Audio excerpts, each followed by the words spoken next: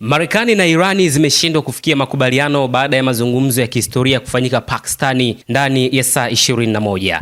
Marekani na Irani zimeshindwa kufikia makubaliano ya kumaliza vita baada ya mazungumzo ya ngazi za juu yaliyofanyika Islamabad, Pakistan. Makamu wa Rais wa Marekani JD Vance amesema licha ya mazungumzo marefu yaliyodumu kwa saa 21, pande hizo mbili hazikuweza kukubaliana juu ya masharti ya mwisho. Amesema Irani haikukubali masharti ya Marekani, huku akisisitiza kuwa Washington inahitaji kuona dhamira ya wazi kutoka Teherani na kuacha kabisa mpango wa kutengeneza silaha za nyuklia. Kwa upande wa Wizara ya Mambo ya Nje ya Irani imesema mazungumzo hayo yalikuwa ya kina, lakini akaishitumu Marekani kwa kutoa matakwa makubwa na yasiyo halali. Mazungumzo hayo yalikuwa yakisimamiwa na Pakistani, huku waziri mkuu wake Shehbaz Sharif akitajwa kupongezwa kwa juhudi kubwa za upatanishi.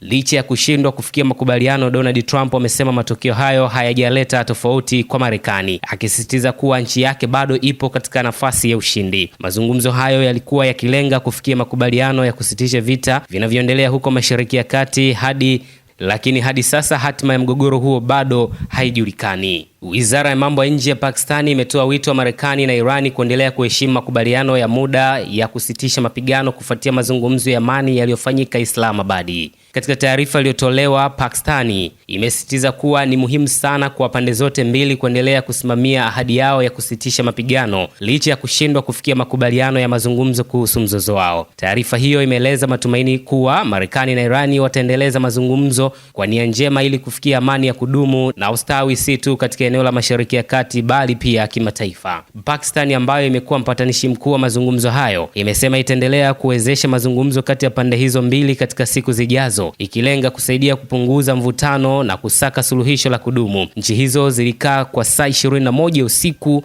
wa kuamkia leo kwa saa za Afrika Mashariki, lakini zilishindwa kufikia makubaliano ya kusitisha vita kutokana na kila upande kusema masharti ya mwenzake hayakuwa yanakubalika.